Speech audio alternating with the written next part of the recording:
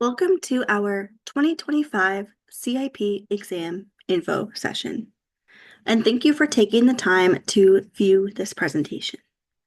This session is designed for those who are taking the exam for the first time or those who need to recertify via exam and need a refresher. My name is Jen, and I'm the certification assistant here at Primer. As you are going through the examination process, you will mainly be corresponding with me.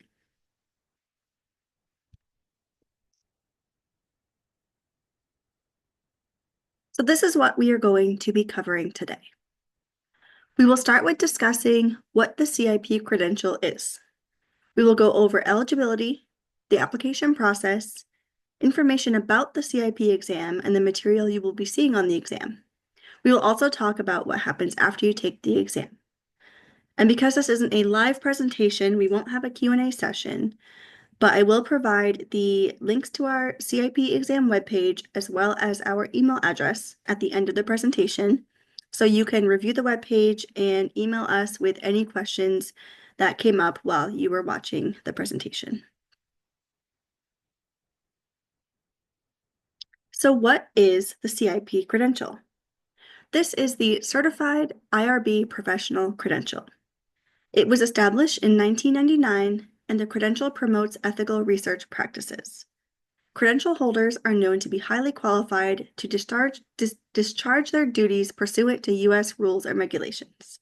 The CIP credential also constitutes formal recognition of an IRB professional's broad and advanced knowledge of IRB administrative functions and expertise about HRPPs. So why become certified? There are many reasons to become certified. Some might be personal and some might be job related. I will highlight a few here, but you might have your own reasons that aren't listed. Some of the main reasons we see are that it's required for your job, or maybe you're up for a promotion and it is required to get that promotion, or you are applying for a new job and it is a requirement for that new job. You also may have been in this field for a while and you just want something showing that you have advanced knowledge of HRPP and IRB administration, as well as showcasing that you are dedicated to this field as a profession.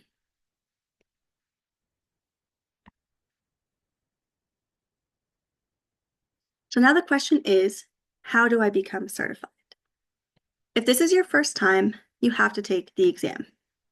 If you are recertifying, you have a choice between recertifying by continuing education or by taking the exam again.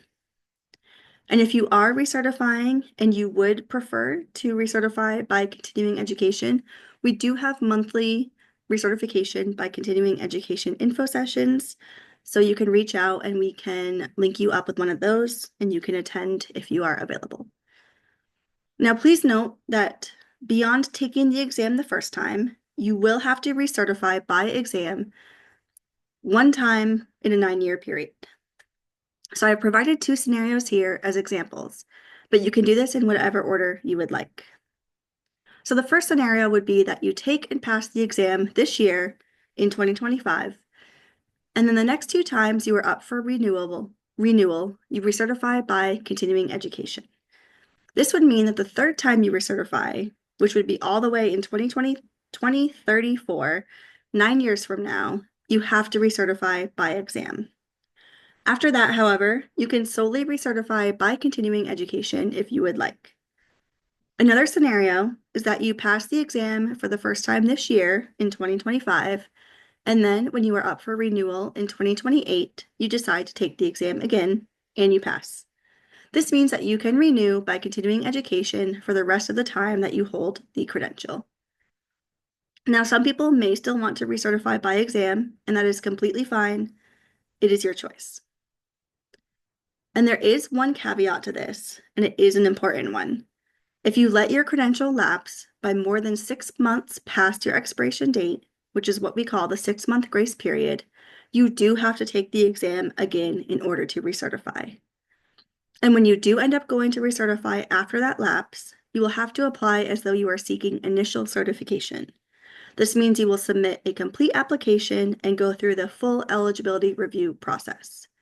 This also means that the timer resets and you will once again have to take the exam at least one more time within a 9-year period.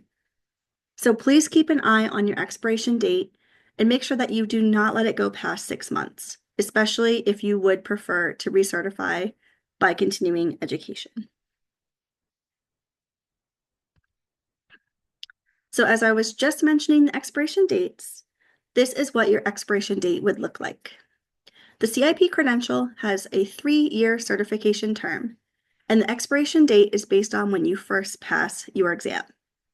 So if you take and pass the exam anytime between January 1st to June 30th, your credential will expire in 3 years' time on June 30th.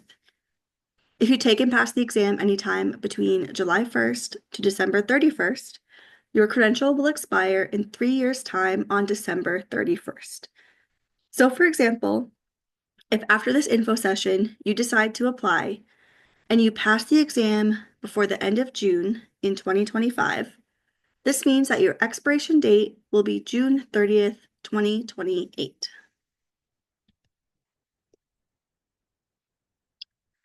So now let's talk about the big question, which is eligibility requirements for the CIP certification. Eligible individuals typically work within an HRPP IRB office, and it is for those whose primary job responsibilities include substantial participation in overseeing, administering, or performing the daily activities of an IRB as part of an HRPP. Individuals must have at least 24 months of full-time eligible experience, and this must have taken place within 7 years of the application date. Now, for those who solely interface with the IRB and those who just serve as an IRB member, you may not have a sufficient experience to fulfill the eligibility requirements. So this is a list of the job functions that would be considered to have relevant experience. Reviewing IRB submissions, managing the review of IRB materials at IRB meetings, writing IRB minutes, providing consultation to study teams on IRB submissions, managing the review of protocol materials submitted to the IRB by research teams for new approval, modification, continuing review, exemptions, reliance activities, and non-compliance or unanticipated problems. Conducting expedited and exempt determinations.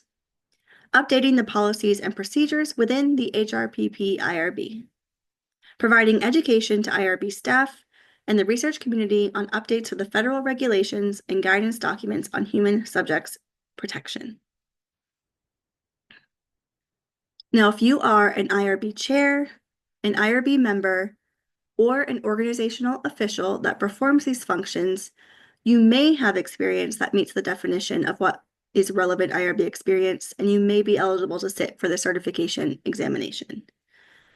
Also, please note that you do not need to participate in every single one of these job functions to be eligible. This is just a list of the job functions that are considered to have relevant experience.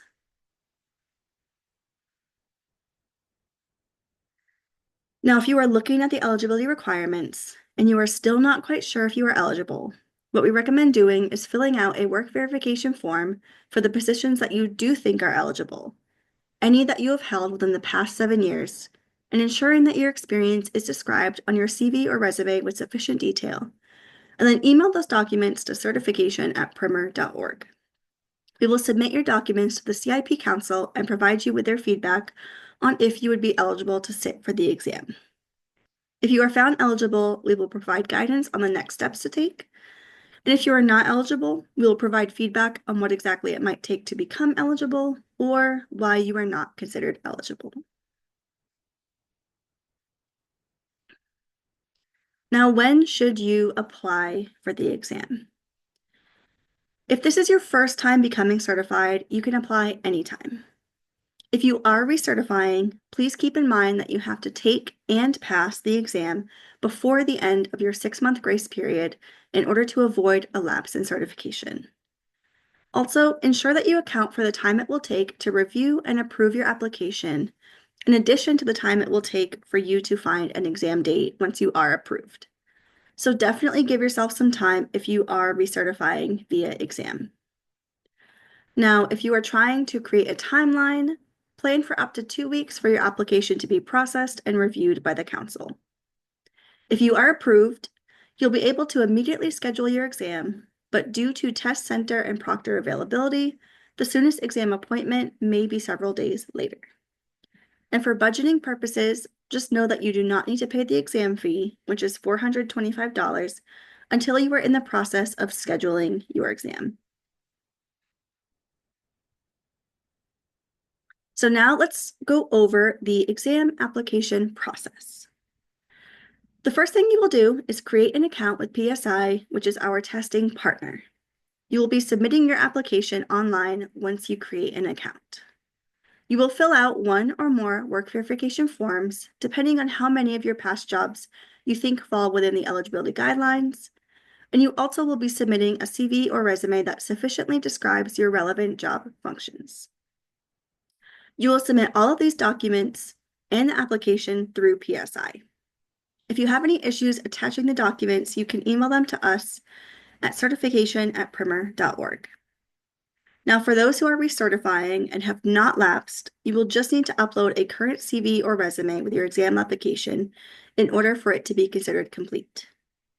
And if you were certified, but it has lapsed beyond the 6-month grace period, you will need to submit an application in full. So this means that we would need both the work verification form and your CV or resume. So here are some tips for a successful and timely application process.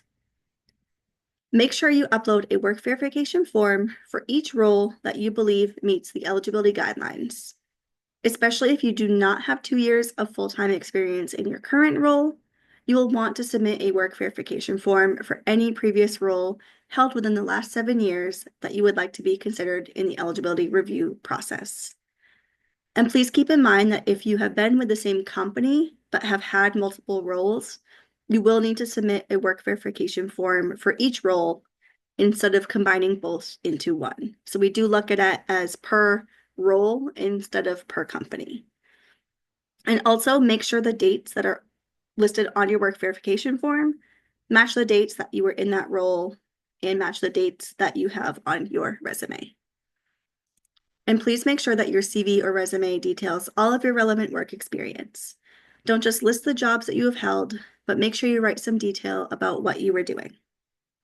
And finally, when you fill out the PSI application, make sure you use your full legal name exactly as shown on your identification. So this means don't use a nickname or a middle name or leave out part of your hyphenated name. The proctor will be checking to make sure that the name on your PSI account matches exactly the name on your identification.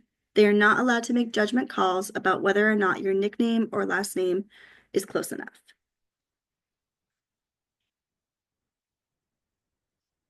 So what happens after you submit the application? Your application will undergo a review process to ensure that all of the required materials have been submitted.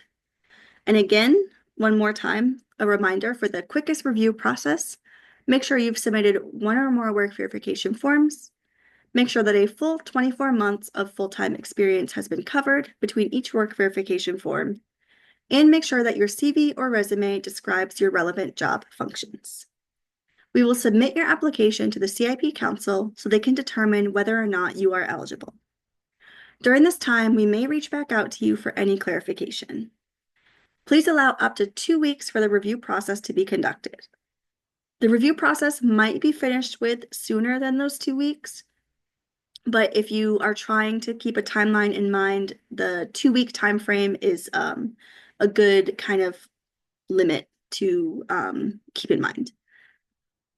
If the CIP Council has approved your application, we will let you know, and if they have found you to be ineligible, you will have the opportunity to share any additional information.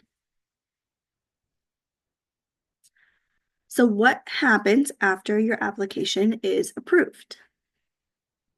If your application is approved, you will get an email from us that will contain exam scheduling instructions and additional exam information. You will have a 90-day window in which you must both schedule and take your exam. You will pay the exam fee once you are in the process of scheduling your exam. So now here are some tips on good practices for scheduling your exam. You must complete the exam within the 90-day eligibility window. We do not recommend that you wait until the end of your window to take the exam. Give yourself a buffer in case any issues arise on your exam day and you end up having to reschedule. You will be able to choose whether you want to take the exam in person or at home via live remote proctoring, but please note that your system must meet the technical requirements in order to take the exam remotely. Whether you are taking it in person or remotely, you will see many appointments available throughout your eligibility window, but if the date and time that you wanted is not available, you can keep checking back. They are continuously changing and updating. And you can reschedule your exam if you need to, but you do have to do it at least 2 business days before you were scheduled. And you also cannot reschedule past the end of your eligibility window. And you are able to reschedule right on PSI's website in the same place where you scheduled your exam originally.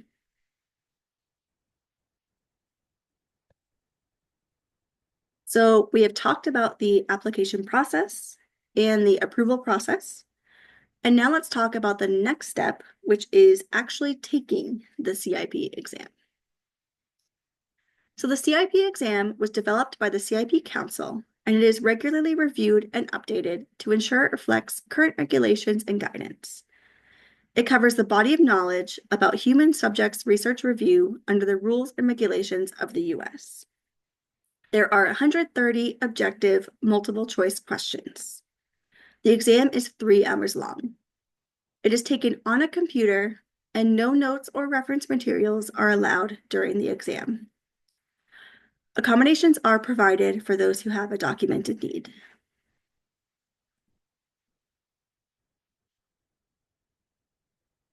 So now we will briefly go over the content that is on the exam.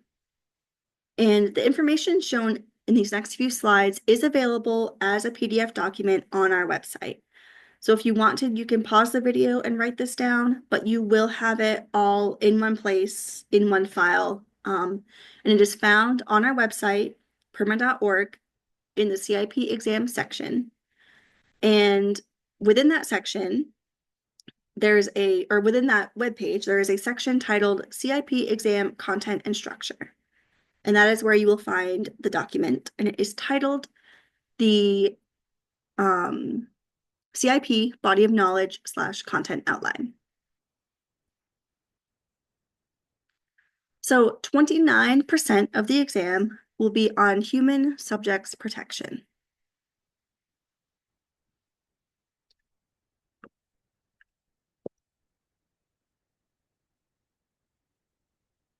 %54 of the exam will be on IRB responsibilities.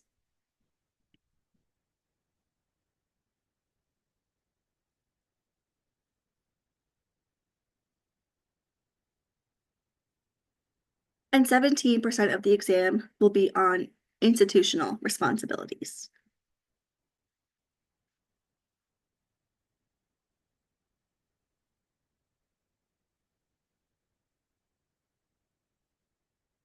So here is a list of our exam resources and references. And again, this is not something that you need to memorize on the spot. This is available on our website, and the PDF that it's in has clickable links. So you don't have to Google these separately. You can click on the links and it'll take you right to the regulation or the code. And it is found in the same spot as the content outline. So if you go to our website at primer.org and you go to our CIP exam webpage, the first section that is titled CIP exam content and structure will have a link to this, and it is titled the CIP exam references and resources. Now, every question on the exam does have a reference on which the question is based. So reviewing each item on this list can be a great way to prepare for the exam. So now that I mentioned preparing, The next question is, how should I prepare for the exam? So these are the tips that I would recommend most so you can go into your exam with confidence. Make sure you focus on areas that you are not as familiar with or do not work with on a day-to-day basis.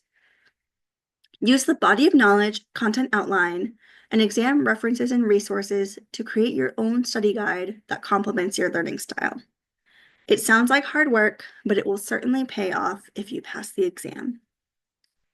If you think you've studied enough, study even more. It might sound silly, but it is much better to be over-prepared than under-prepared. We do also have a 50-question practice exam that is available through PSI's website.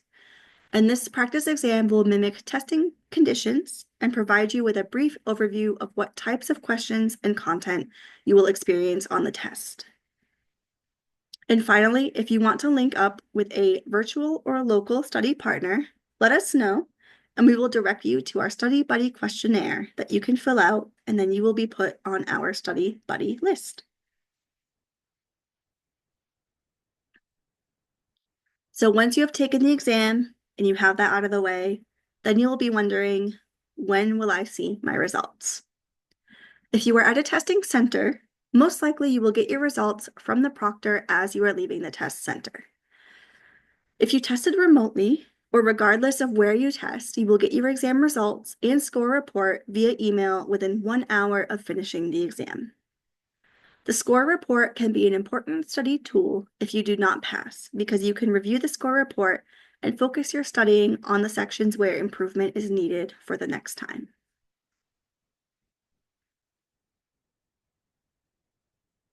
If you pass the exam, you will receive a digital certificate that will be available in your Primer profile. We will email you a confirmation that your certificate was created, and the email will also contain a letter that has your certification details. If you are recertifying, that letter will also have the date of your original certification, so you can have a record of that. If you do not pass the exam, you will be able to reapply after 90 days. Please note that if you submit an application before the 90-day mark, we will not be able to process it any earlier. You will have to submit a full application, so this includes the work verification form with an updated signature, as well as a current CV or resume. You will go through the review process again, but because you were approved in the past, this should be expedited. And please also keep in mind that you will have to pay another exam fee once you are ready to schedule your next exam attempt. For those of you who are currently certified, who are recertifying via exam, please be reassured that if you do not pass on your first try, you will still remain certified through the end of your grace period. You also will be able to attempt the exam again in 90 days. You will have to pass the exam by the end of your grace period in order to avoid a lapse in certification. This is one of the reasons why we recommend giving yourself plenty of time to recertify prior to the expiration date, in case anything does delay your timeline. And lastly, anyone who does not pass the exam and wants to try again, you are able to attempt the exam as many times as you would like, or as many times as you need, as long as you follow the steps above. Now, we do want to make sure you are aware that we will not share your exam details with your colleagues, your supervisor, a future employer, or anyone else without written permission from you.